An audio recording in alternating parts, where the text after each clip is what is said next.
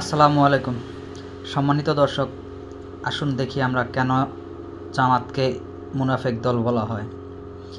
এই যে জামাতের নামের সাথে ইসলাম শব্দটা যোগ করা হয়েছে, এই ইসলাম শব্দটা যোগ করে তারা কি ইসলামের কাজ করতেছে, নাকি ইসলাম শব্দটার সিম্প্যাথি নিয়ে তারা নিজস্ব ব্যবসা প্রতিষ্ঠান বা নিজস্ব কার্যক্রম বৃদ্ধি করতেছে? দেখুন, বাংলাদেশে ৬৮,০০০ গ্রাম আছে। ৬৮,০০০ গ্রামে এমন কোথাও জামাত কি একটি মসজিদ নির্মাণ করেছে?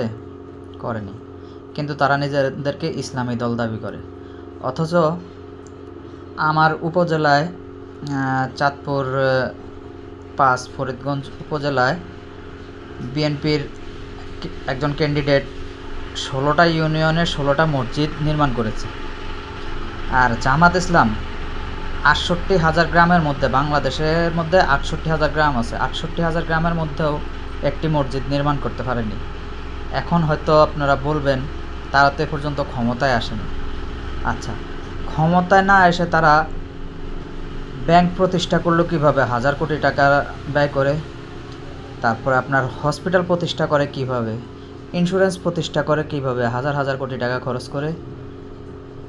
সেগুলো করার সময় তাদের কাছে অর্থ থাকে বা ক্ষমতার প্রয়োজন হয় না। শুধুমাত্র মসজিদ নির্মাণ করতে গেলেই তাদের ক্ষমতার প্রয়োজন পড়ে।